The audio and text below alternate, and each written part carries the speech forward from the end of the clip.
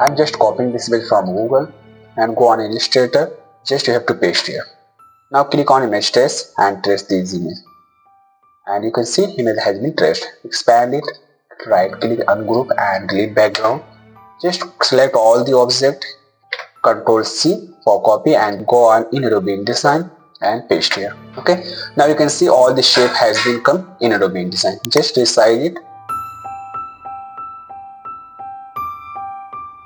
and do it ungroup.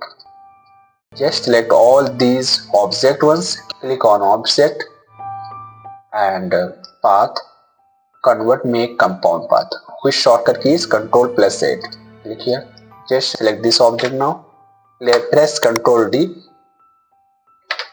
and select your image. Click on open. Now you can see images has been opened inside all the objects. Once you will hover your mouse above image, you can see this option. Simply have to click on this and increase the image size from here. Something like this and adjust above on your shape. Now you can see all the images has been come inside this shape. So this is something you can create this effect. So hope you got understand, and after it, if you want, you can also apply stroke from here,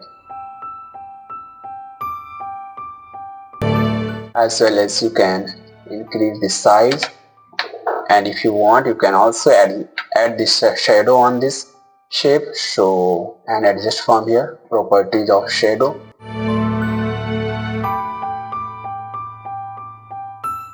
Now you can see this is something you can place your image in multiple shape and create this effect. Okay, so thank you so much for watching this video, and please subscribe my channel for more useful content.